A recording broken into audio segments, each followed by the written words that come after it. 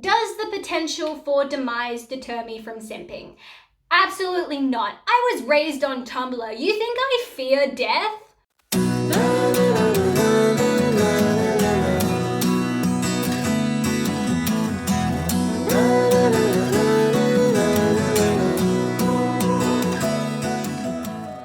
What's up, book nerds? I'm Lucky's Universe, and in this week's video, I'm going to be talking about fictional boys, aka the reason that I'll be single forever.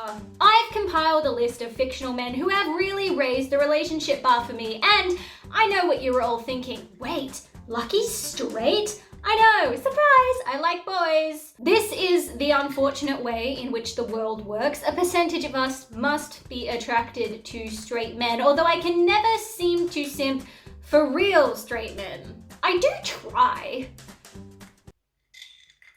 I mean, like sometimes I try. I don't really try. But it's hard because before I started reading a lot, my standards for men were just be nice to me. But now my standards are more like, must be good with a sword, must be tortured by childhood demons, must be the crown prince of a fantasy kingdom, but also an assassin, but also a teenage mafia leader who wears gloves and plans elaborate heists. Must also be Kaz Brecker, apparently. Well, enough about my obsession with murderous men. Let's just get into it. Since I just mentioned him, let's get the ball rolling with my lord and savior, Kaz Brecker from Six of Crows. If you don't know Six of Crows, it's basically just a found family YA fantasy story about a group of characters coming together to pull off a seemingly impossible heist, and then Kaz Brecker is a young mafia leader who kind of self-appoints himself as the leader of this found family. Kaz is a young mafia leader who suffers from childhood trauma, which leaves him unable to bear physical human touch and just really makes him allergic to people in general, so already we're off to a great start. He's extremely intelligent with a flair for the theatrics when it comes to pulling off his master plans. I find it very hard to become attached to like the tortured and brooding kinds of characters, mainly because I don't really like it when characters, male or female, spend too much time in a monologuing about their tragic past and their self-hatred. And when someone is tortured by childhood demons, they tend to get deep in their feels all the time. When reading Six of Crows, I found it refreshing that Kaz didn't dwell too much on his demons. He was a kind of character who didn't like to talk that much about his past and his trauma, and so whenever we got to his chapters, the author didn't delve too much into them in order to fit with his character. We ended up gradually learning more about his past throughout the duology, and so for that reason, I didn't get bored or annoyed with him. I've also found that I'm really attracted to very intelligent characters. The fact that my first fictional crush was Artemis Fowl should tell you all you need to know about my weakness for genius. I just love when a character pulls off a really complex plan with all these layers and like a touch of madness. Like, that there is my shit, guys. Now, would Kaz Brecker and I work out as a couple in real life? Absolutely not. Kaz is a mafia leader and I am a weak bitch. Not only would Kaz reject me as both a lover and a friend, he would probably also kill me in order to prevent me from spreading any secrets I might have learned. Does the potential for demise deter me from simping?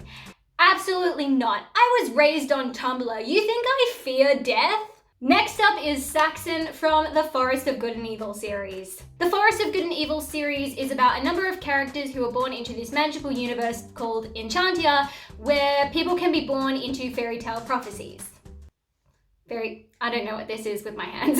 The first book, Evil Queen, is about a girl born into the Snow White prophecy, and the second book, The Glass Queen, is about a girl born into the Cinderella prophecy. Saxon is an avian prince, so in simple terms, a dude with wings, who was introduced in the first book as a side character and then becomes a main character in the second book. He's royalty, he's a warrior, he's my future husband. What? As a side character in The Evil Queen, I wasn't that obsessed with Saxon. There were a lot of side characters in that book, and as a result, they didn't really get any proper development, like Saxon included. However, in the second book, when he became a main character and got like a proper backstory, real motivations, real goals, he became so much more of a fuller character in my eyes. It's hard to go into depth about Saxon because I don't want to give spoilers for like the first or second book, but basically the Glass Queen plays out a very traditional enemies to lovers romance, and Saxon's role in the story is to be the bad boy with a soft heart who really just wants love but hides it by being a murderous, threatening asshole. Classic. Kind of like Kaz, Saxon's bad boy behavior, which usually wouldn't win me over, ended up winning me over because he didn't hate himself. Like, he hated almost everyone else, but he didn't hate himself. Why do I keep doing this with my hands? I'm like playing an imaginary piano. I just guess in this era of positivity and self-love, I think I just don't find self-hatred that attractive, especially when it's linked to like a situation that happened and the main character totally wasn't at fault, but they blame themselves anyway because, I don't know, plot, like I'm really not into that. I don't know, it just gets boring, I think. But Saxon just seemed kind of sure of himself, and the whole plot of the story wasn't about him hating himself and then the girl having to like fix him. It was just nice to read an enemies to lovers about a bad boy that wasn't like super damaged and basically had to be put back together by the female protagonist, you know? Plus the dude's got wings, like big wings, and well, you know what they say about wingspan. Okay, third on the list we have Rendell from The Eyes of Tambura.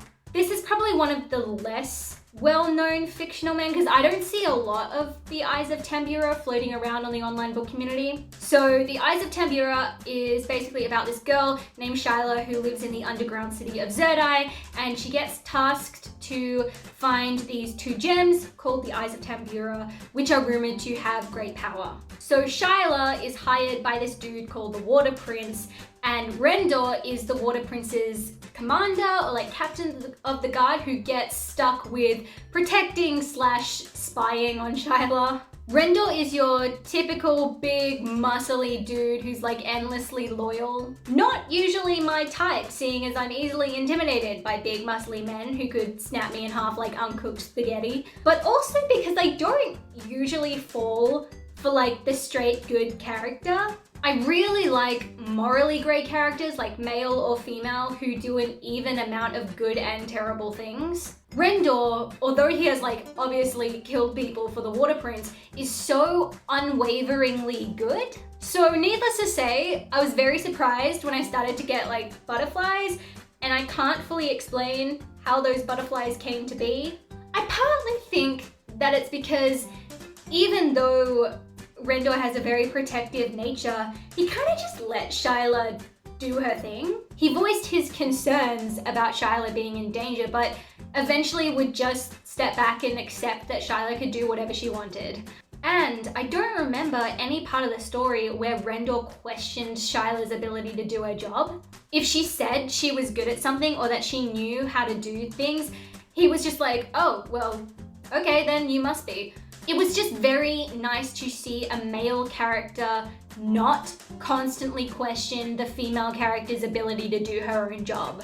Okay, lastly, let's talk about Ren from A Curse So Dark and Lonely. If you've watched any of my previous videos, you will know that I have not read the last book in this trilogy. And my opinion of Ren has changed dramatically since he underwent his Tamlin makeover in book 2. So what I'm about to say is purely based off Ren from book 1.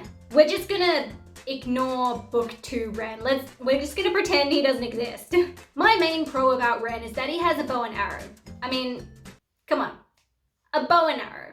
Women with bows and arrows, like, it's fine, but I think I'm more drawn to men who use it because I think, especially in fantasy, a bow and arrow is such a feminized weapon that it's refreshing to see a male character using it and still being portrayed as like tough and strong. I think the YA fantasy genre really pushes dudes with swords, and swords are great, like it's fine, but like switch it up every now and then, you know? I was surprised when I started to simp for Ren because again, usually not my type since he's like the good Prince Charming kind of character, but he won me over in the end. I just felt like he was super sweet and a perfect combination of light and dark, and he was just the right amount of tortured without being overwhelmingly sad all the time.